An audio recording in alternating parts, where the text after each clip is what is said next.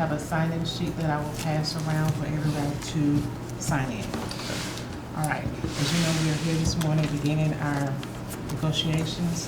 Today is August the 29th. We're starting at 10 o'clock a.m. And I'll turn it over to Kristen at this point where we can get started. Well, I know, it's kind of like you need to have, like you're watching tennis, you have to kind of go back and forth. Well, Does anybody play tennis? I don't know if anybody even plays tennis anymore. How about if we just start with introductions? Sure. Okay. Start then. Jason Santos, I'm a medical question officer at the Road Camp. Mhm. Been here almost 6 years. Christopher Smith, I'm a corrections officer in the main jail. Alan Miller, Florida PBA representative and retired from Escambia County Sheriff's Office after 30 years. Lee Tyree, chapter president of Florida, Northwest Florida PBA. Lacey Crono, legal counsel for the PBA with Nelson Mullins. Harry Metter at the Port Rose. Same. Lonnie Wilson, I'm an RCO Cameron County. I'm Floyd Dissel at Workville. Chief Rich Powell. Charles Moe, Road Cruiser Commander. Paulette Stallworth, Human Resources. Janice Gilly, County Administrator. Kristen Yule. Scott Hess, Commander of Escambia County Jail. Ed Spainhour, Escambia County Human Resources. Well, I prepared a draft. I realized I was present at the last session, but I realized there were sessions that predated that were held, I guess, by, or conducted by, or Kleiner with HR. I am not aware that there were any formal TAs that were actually signed at any point. So I prepared the draft with the articles having an area at the bottom so that we can start the process of actually signing off on language and working towards a final contract. So,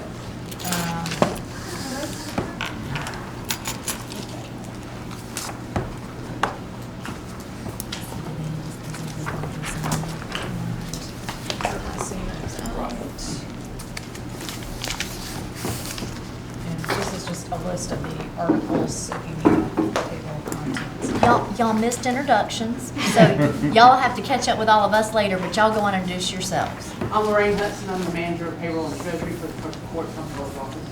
I'm Nikki Powell, I'm supervisor of payroll in the clerk of comptroller's office.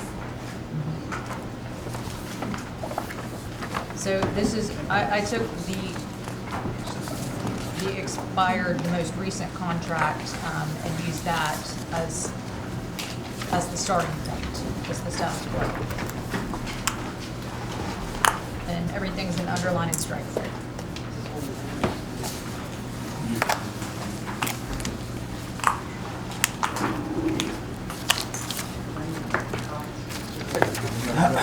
If there are specific articles that you want to start with, we can certainly do that. It's entirely up to you. Right.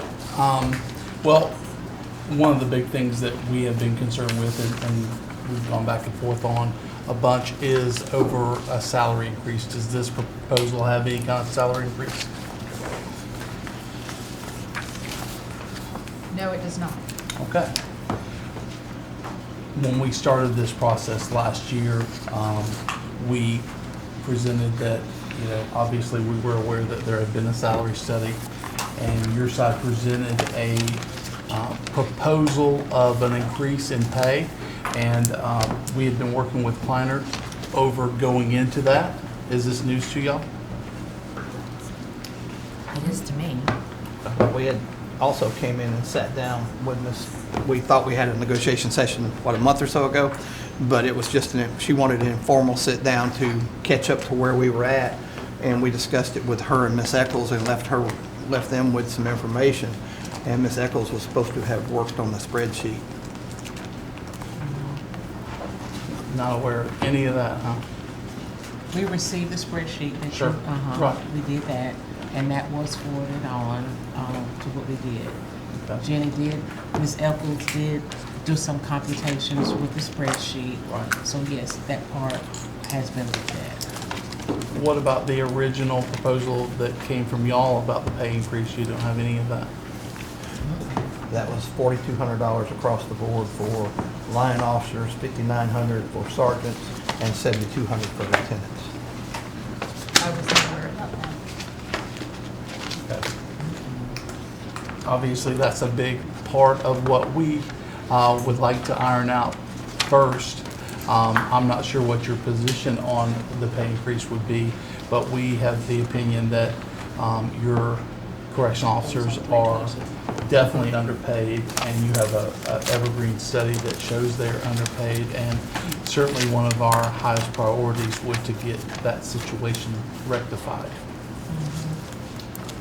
Well, if you go to, I believe it's Article 21, Okay.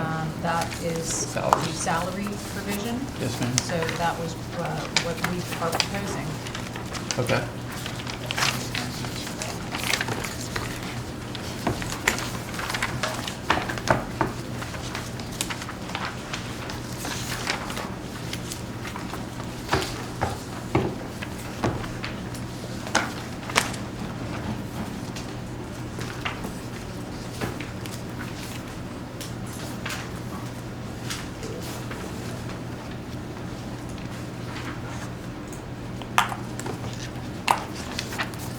Taking out my career service. No, it's just moving to 22. Oh.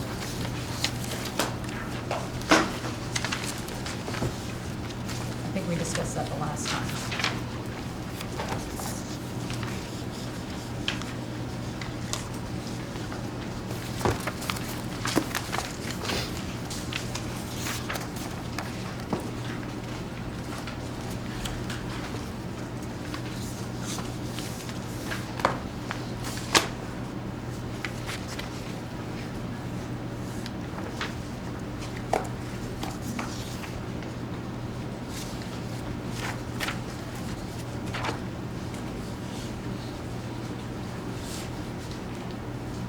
So your proposal also gets rid of the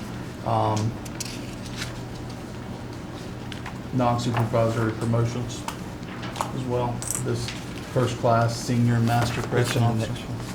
next one. No, those, Okay. we discussed that the Okay. last time. Okay. That was Article 22. 22? Okay, I got you.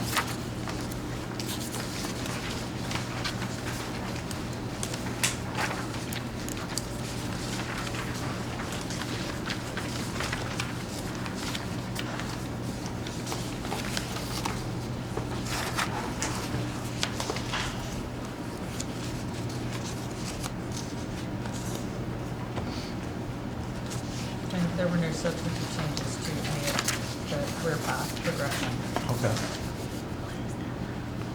or assignment pay or anything of that nature.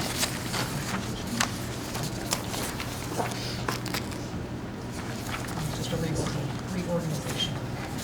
It sounds loud over there. Is that the water? That's weird. It's about to take off. Yeah, I know.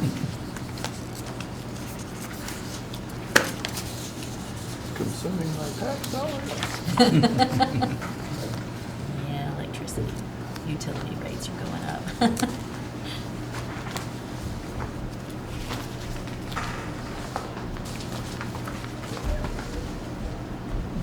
Does the BOCC have any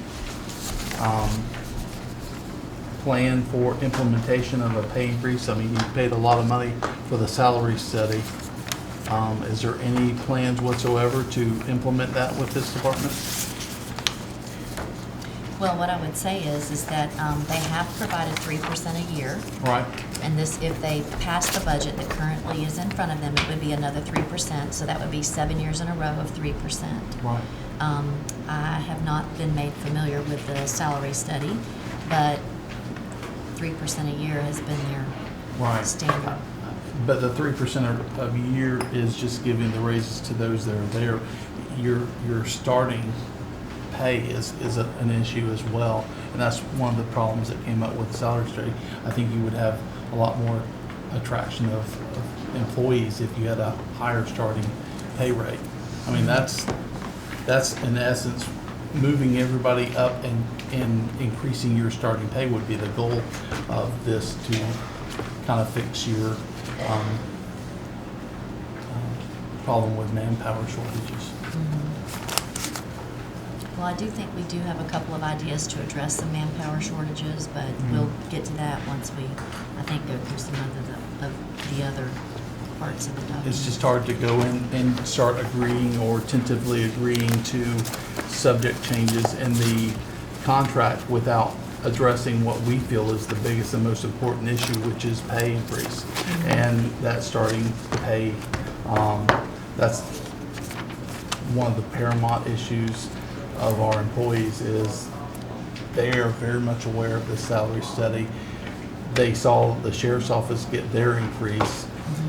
In the past, the sheriff's office and the corrections obviously were no longer under the same roof, but watching their coworkers or past coworkers get the increase and get brought up to what they believe is their due from your own study is paramount to them. So I have difficulty going in and tentatively agreeing to changes in the contract if I don't see in sight a good effort from y'all that we're going to address what this salary study says. And I believe we're currently right around 40 positions short right now. Are you counting the jail and the, I know that in the jail, we're at about, I think we have a churn, Yeah. right? So we have a churn of between 18 and maybe 22 people coming. The academy was about 9 certified in the Right. queue right now. So Right. it brings 29 more to the fold, keeping the balance of it varies every day, but a fairly manageable vacancy rate. I'd love to be full, obviously. And the new jail is going to be done what time next year? Late summer. Late summer. And the increase in manpower needed to man that new jail?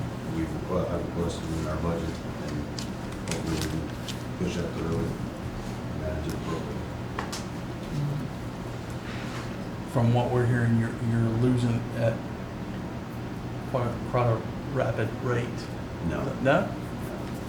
The attrition rate is, I would say, within the normal rate of between 6 and 10% normal retirements.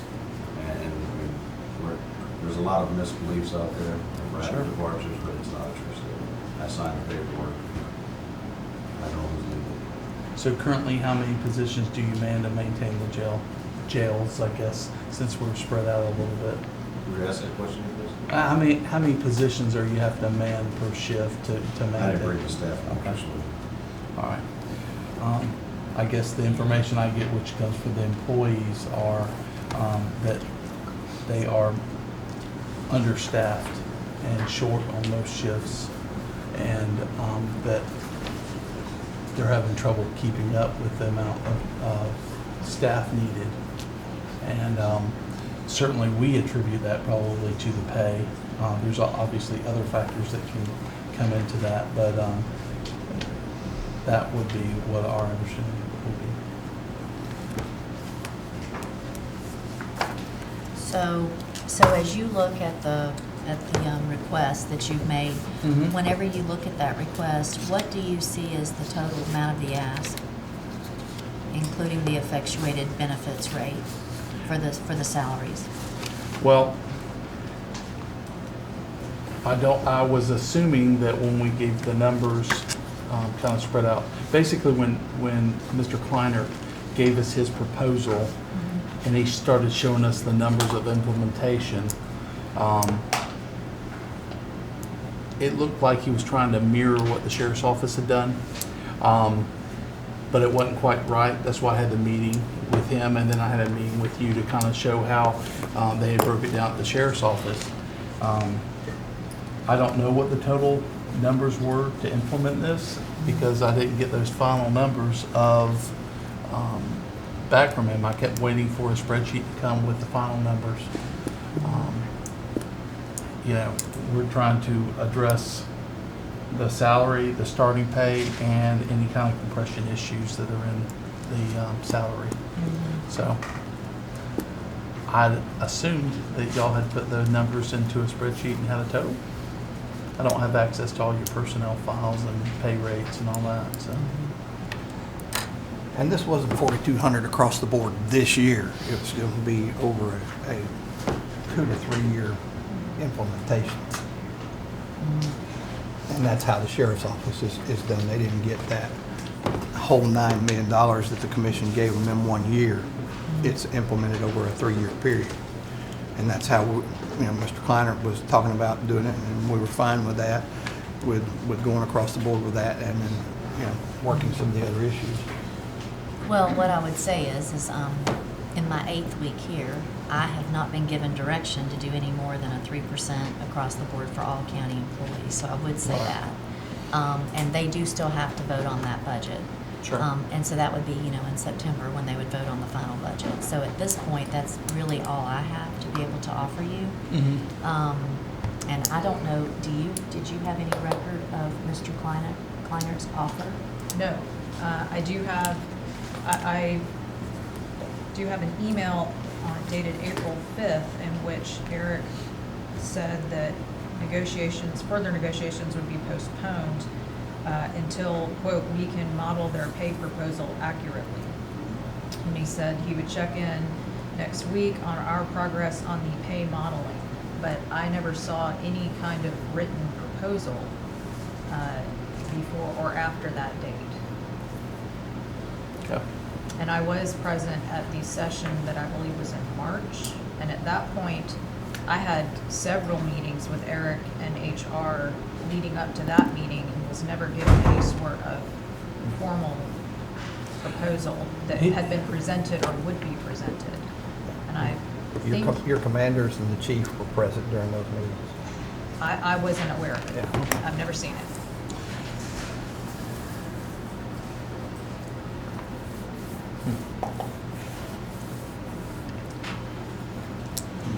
I think we'd like to caucus for a minute. Okay. So, Do they need to run? Yeah, we can go to another. We can go around.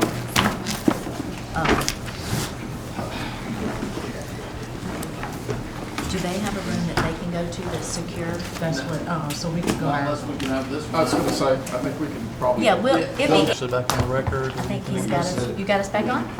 All right.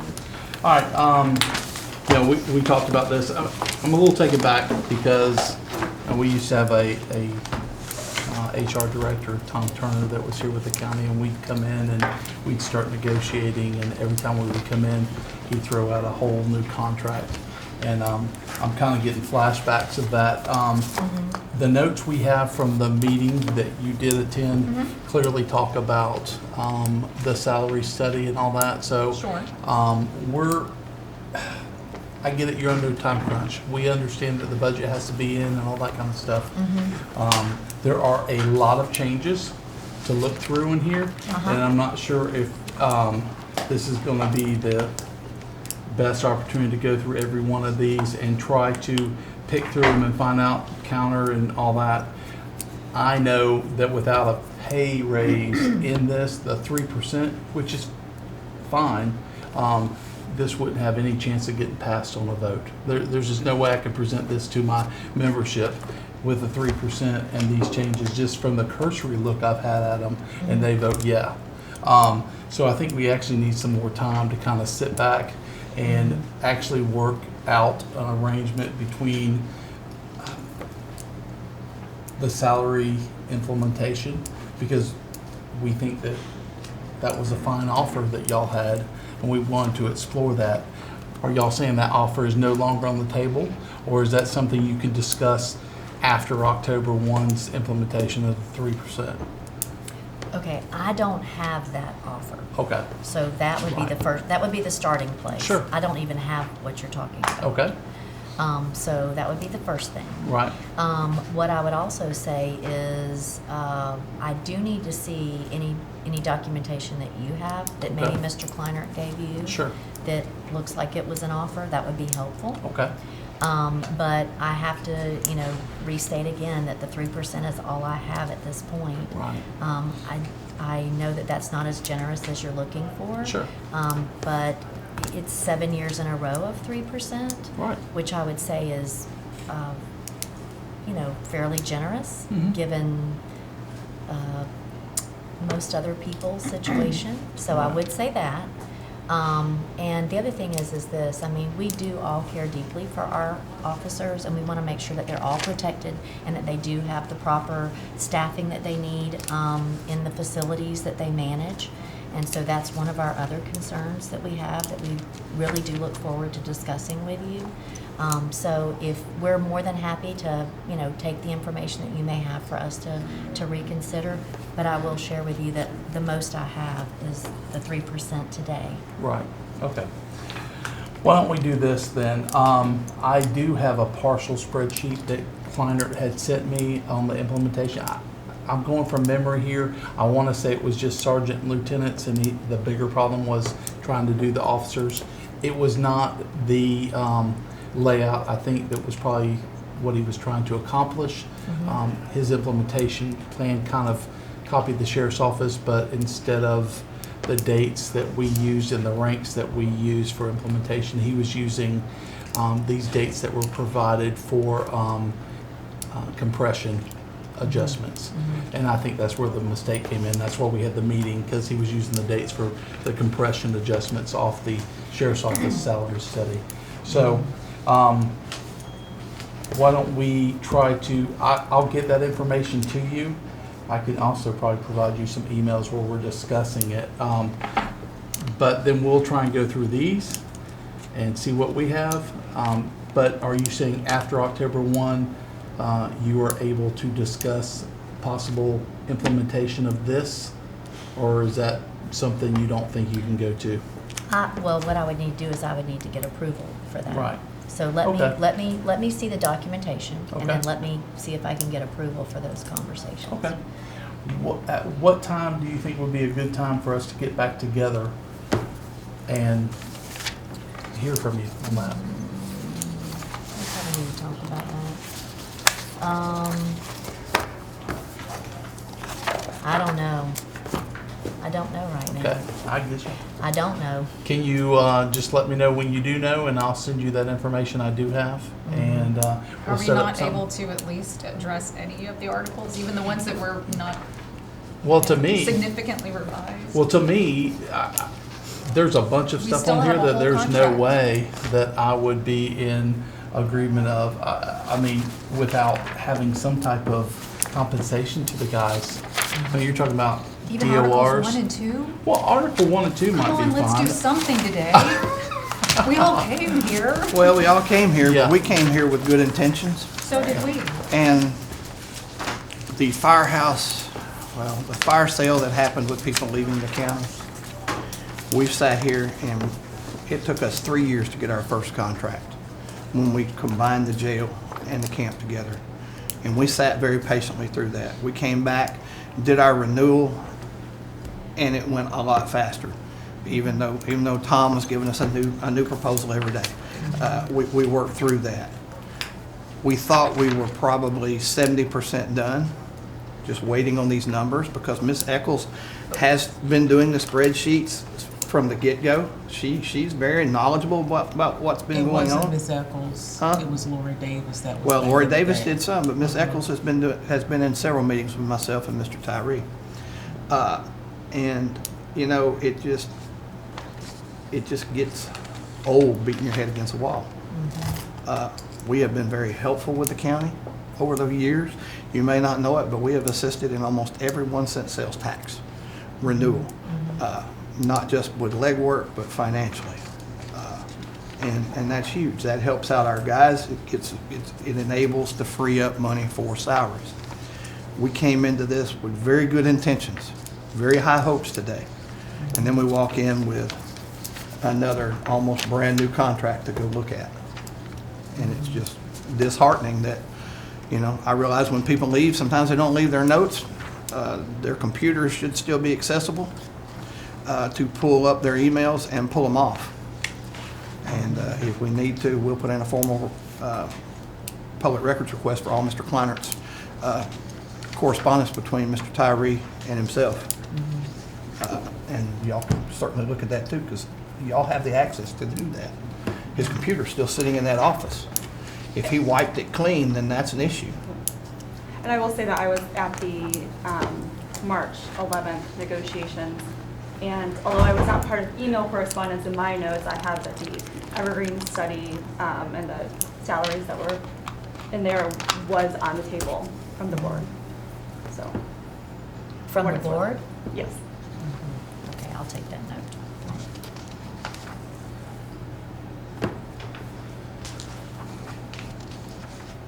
So we'll get up You with you. said March 11th? Yes. Okay. I was present, so was Yeah. Rich, Commanders Nash. and Yeah, so y'all don't we were- remember any discussion of salary? Not that there was board authorization to offer that. I said it was, excuse me, my note said it was, that the Evergreen study was favored by the board and that the Evergreen study is on the table. Those are my notes. Because I didn't come up with these numbers out of, Yeah, it was actually y'all's proposal that, started it. I mean, we wanted implementation of the salary study, obviously, but the first actual numbers came from y'all. Well, it's my understanding that you all may have had discussions with Mr. Kleinert about the Evergreen study and discussed various pay proposals, but I don't believe there was ever any indication that the board had authorized a formal offer. Okay. And if that direction was given, then I was not present, and I have no knowledge of that. well, if you come to a we'll negotiation search that session out. and you throw numbers out, which he did, I mean, he threw these numbers out, the 4,200 to 59 to 7,200. If he did, I have no doubt it was subject to board approval. Well, the whole contract's subject to board approval once it's True. completed. But I don't believe he ever discussed those numbers or received any authorization from the board. Right, but I think our point is that 6 months later, we come into these negotiations thinking we at least have a, some sort of foundation, and we're told that there is not. Yeah. So we're all beating our head up against the Yeah. wall. Yes.